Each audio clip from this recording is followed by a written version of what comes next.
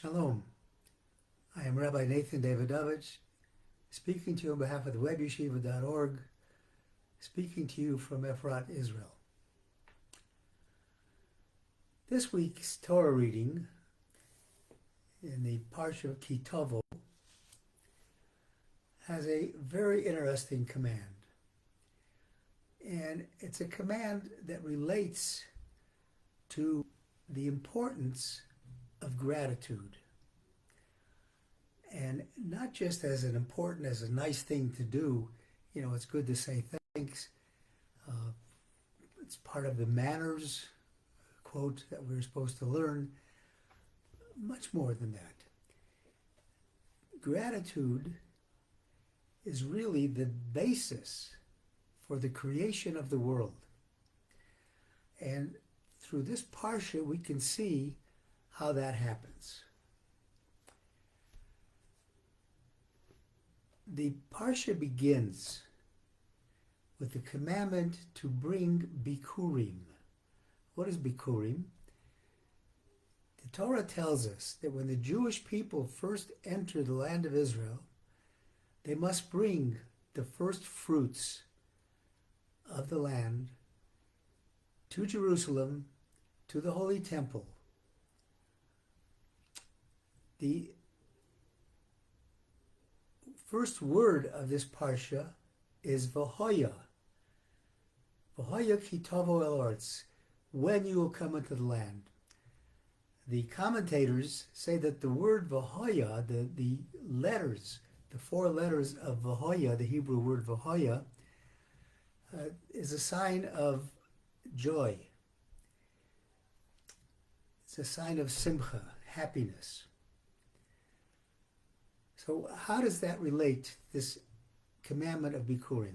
First of all, just a quick overview as to what would happen. We had it was a very agricultural society, so the farmer would go down. Farmer works hard all year long to get a crop to grow, and he'd go down and he'd look in his field and he'd see the fruit are starting to bloom, starting to blossom. The dates are starting to ripen. The grapes are starting to ripen. And he's very excited because he's worked hard all year long to get this done. So what does he do? He ties a little sign, a little ribbon, a red thing around the first fruit that he sees, the first buds that he sees. And he says, this will remind me that this is designated as the first fruit, and I have to, when it blossoms, finally, bring this to Jerusalem. Now, the process of bringing it to Jerusalem was an amazing process because everybody came out with great joy to Jerusalem, in Jerusalem, to greet the people who were bringing these Bikkurim. And they would have dancing and singing.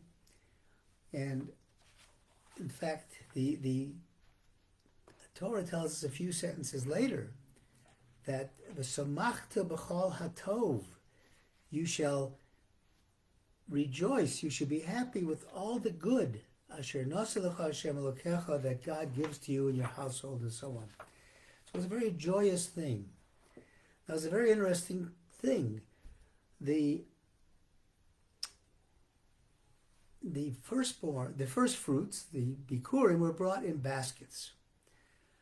So the poor person would bring in a simple straw basket that they would make. The rich people would bring in a silver or gold basket. And when they gave these to the Kohanim, to the priests, the Kohanim would take the fruits from the basket of the rich person, the gold, the silver baskets, and return them to the rich person. Whereas the fruits that were brought from the poor person, they kept not only the fruits, but the baskets. Why is that? That can be illustrated by an interesting story that was told in the name of Rabbi David of Tulna, who said he was going to visit a town once, and people in the town, the Jews in the town, were ecstatic that this great Rebbe was coming to visit them. And it was announced in the synagogue, in the shul that morning, that the Rebbe was coming. So there was a very poor man who went home that morning, and he was excited, and just so excited, tells his wife, the Rebbe of Tolna is coming. I'm so excited to see him. And all of a sudden, his demeanor changed. She says, well, what's the matter? I just realized that, it's custom to give the Rebbe, when he comes to town, a little charity. And I don't even have any money to give him. I can't give him even a ruble. The wife says, don't worry. I'll bake pastries, and I will sell them, and you'll have a ruble to give for charity. Same morning, a rich man came home, very dejected. The wife says, why are you dejected? Why are you unhappy? I just returned from shul, and I heard that the Rebbe is coming to town. And you know what that means? It means that I'm going to have to give him 50 rubles, because he always wants money. I've got to give him 50 rubles, and that's terrible. I just wish I didn't have to do that. So it happened that both of them, the poor person raised the 1 ruble and was able to give a ruble. The rich person brought the 50. And then after it was all done, the Rebbe of Tolny said that this 1 ruble from this poor man was worth more than anything, because it was given with love. It was given with great anticipation, great desire to serve God. So too in the temple, when the poor person worked hard, the wife and daughter of the poor person would stay up all night weaving a basket and have a vehicle, a vessel to carry the first fruits into Jerusalem. It was made with love. The other hand, the rich person goes down to his field, and one of his workers says, there's a thing blooming there. It's first fruit. So what about it? You have to bring it to Jerusalem. When it blossoms, when it's full, you have to bring the first fruits to Jerusalem. So the rich man says, I hate to do that. Why do I have to do that? Okay, all right. So then he says, okay, so I heard last year there were a lot of rich people who brought their fruit in silver baskets. I'm going to outdo them. I'm going to bring mine in a gold basket so that I will be the envy of everybody.